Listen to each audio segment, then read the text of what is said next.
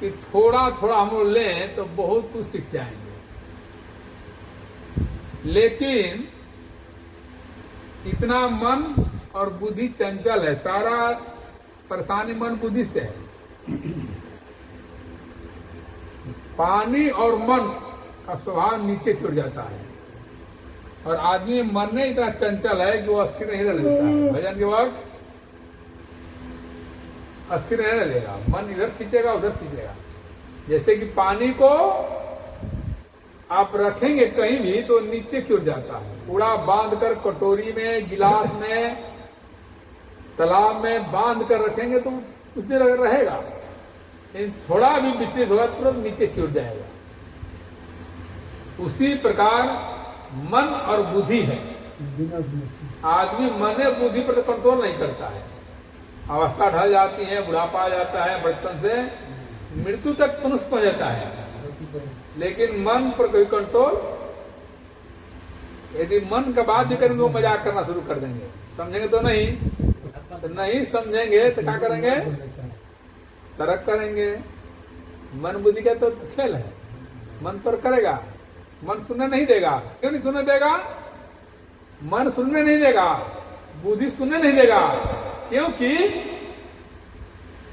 जैसे ज्वर के ताप से भोजन के रुचि जाए, आप पूर्व जन्म के पाप से, पूर्व जन्म का पाप का जो गठरी है वो सिर पर बैठा ना है, और वो मन को खींच रहा है। यदि डॉक्टर साहब अच्छे बात कहेंगे तो बात करना शुरू कर देंगे, क्योंकि गठरी जो है वो भारी है, वो दिखाई नहीं देगा, समझ में नहीं आएगा। इसलिए थोड़ा थोड़ा कम, इतना तो कंट्रोल करें कि जब चर्चा होने लगती हो, प्रभु का नाम लेने लगते हैं, अच्छे बात होने लगता हो, तो हम लोग शांत तो रहे कम से कम 10 मिनट, लेकिन 10 मिनट भी नहीं सार हो पाएंगे। क्यों? जैसे ज्वर के ताप से भोजन के रुचि जाए, हाँ पूर्व जन्म के पाप से हरि चर्चा न सुहाए। हरि चर्चा क्यों करते हैं हम लोग? रामायण और हरि चर्चा में इतना गुड़ बात है, लेकिन वहां भी जाएंगे तो हम लोग को विपरीत नजर आएगा, क्योंकि पूर्व जन्म का पाप घेर लिया है। जवानी में तो मस्ती में रह जाएंगे, बुढ़ापा में राम कहेंगे तो आम कहा जाएगा, उससे भी आगे बढ़ेंगे तो अर्थ के अंदर से निकालेंगे। इसलिए समय भाव है, आप थोड़ा थोड़ा सुने। मनुष्य को आगे बढ़ने का कौन साधन है जानते हैं? नहीं जानते। मनुष्य को आगे बढ़ने का 3 साधन होता है। या तो अच्छे बात सुनेगा, अच्छा ज्ञान आएगा, बिना ज्ञान जो आगे नहीं बढ़ सकता है। ज्ञान न रहे, खूब काला जान जाएंगे, बैठने नहीं आएगा, मार काटवा भगा देगा। खूब धन कमा लेंगे, खाने नहीं आएगा, बीमार भगा देगा। तो सबसे जरूरी है ज्ञान। ज्ञान पाने के लिए शांत रहना जरूरी है। ज्ञान पाने के लिए शांत रहना जरूरी है। अज्ञान जीवन का मुख्य तथ्य है। आवत यही सर अति कठिनाई। ज्ञान पाने बड़ा कठिनाई है। तर्क के कुतर्क में आ जाएगा। मन कहे कि राम रामायण हो रहा है तो कुतर्क में राम से रावण कम है, और न राम का अर्थ समझेगा न रावण का समझेगा। तर्क कर देगा कि राम से रावण कम है। फिर उस व्यक्ति से पूछा जाए कि रावण का अर्थ क्या होता है भाई, राम का अर्थ क्या होता है, मुंह बना के चल देगा। दशानन जो 200 इंद्रियों से भोग करता हो, 200 इंद्रियों से भोग करता हो, उसे दशानन कहते हैं। रावण 200 इंद्रिय माने आंख से बड़ा हाल जाल देखता हो, चटक चीज देखता, नमकीन चीज देखता हो, मुंह से नमकीन चीज खाता हो, कान से नमकीन चीज सुनता हो, ज्ञान नहीं सुनेगा, गलत बात सुनेगा। लड़ाई होता हो ना, वहां जुट जाएगा। प्रवचन होता हो, नींद आने लगेगा। मारा मारी होगा, वहां 1 घंटा खड़ा हो जाएगा। कीर्तन होता हो, नींद आने लगेगा, चलो घर। यही रावणपन है, यही रावण है। यानी जो 200 इंद्रियों से भोग करता है वही रावण है। आंख से लड़ाई देखेगा, प्रवचन नहीं सुनेगा, कान से लड़ाई सुनेगा, प्रवचन नहीं सुनेगा, मुंह से गंदा बात बकेगा, प्रवचन नहीं कहेगा, प्रत्येक श्वास से नमकीन चीलेगा, यानी अपने 200 इंद्रियों से भोग करेगा। वही रावण है। तो ये रावण प्रवृत्ति हम लोग लीन हो जाते हैं। और वही दशानन के पास होते हैं कौन?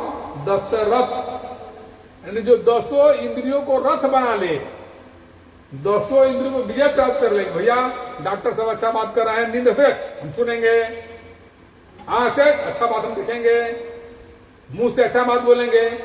तो यही तो और दशरथ है, यही तो राम है, लेकिन सुन नहीं पाते हैं, समझ नहीं पाते हैं, रावण लीन हो जाते हैं। जो 200 इंद्रियों पर विजय प्राप्त कर ले वो दशरथ होता है।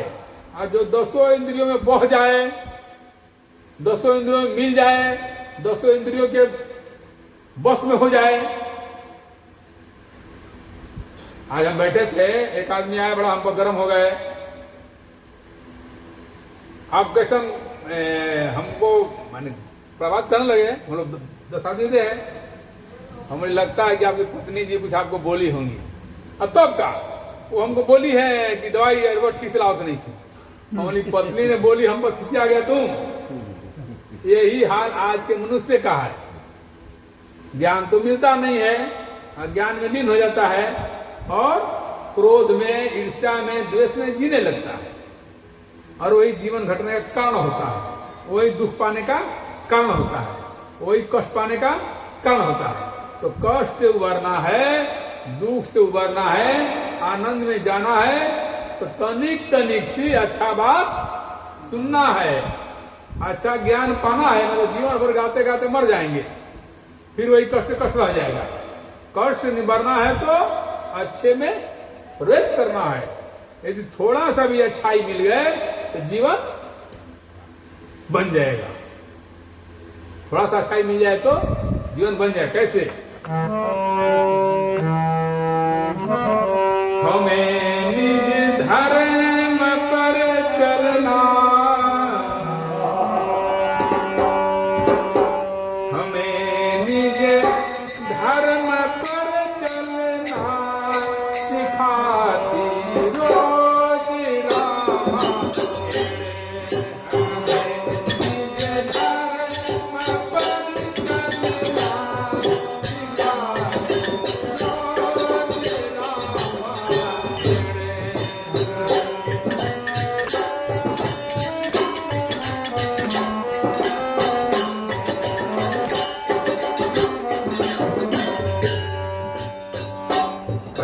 चीज है चलना, बोलना, खाना, हर चीज सिखाता है।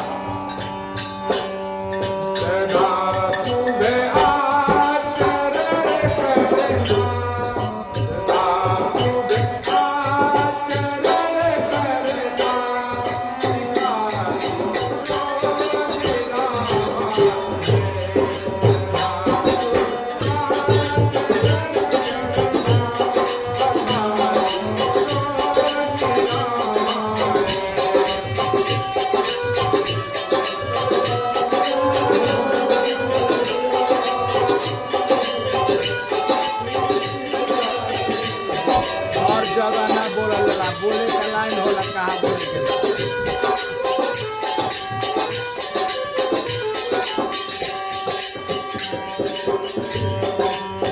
के आचरण करना। आचरण तो महान है, जिसके जीवन में आचरण नहीं, कोई चरण नहीं, वो तो पशु बन जाता है। जिसके जीवन में कोई चरण नहीं होता है, आचरण नहीं बनता है। आचरण है हमारे धन है हीरा जी के, जिनके द्वार पर सब चरण चले जाते हैं, जिनके द्वार पर सभी चरण चले जाते हैं। आचरण है।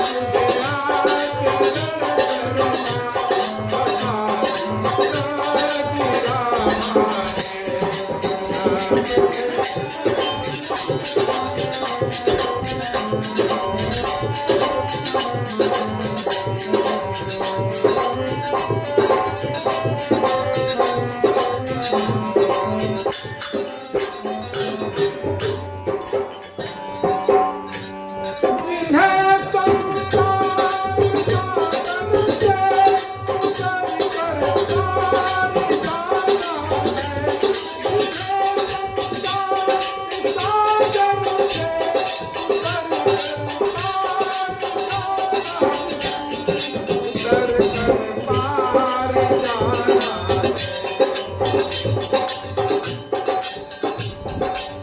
यह संसार माया का नगरी है, यह संसार माया का नगरी है, यानी दुख का सागर है। ये दुख के सागर को पार करना है तो रामायण को समझना पड़ेगा, रामायण को पढ़ना पड़ेगा, रामायण में जाना पड़ेगा।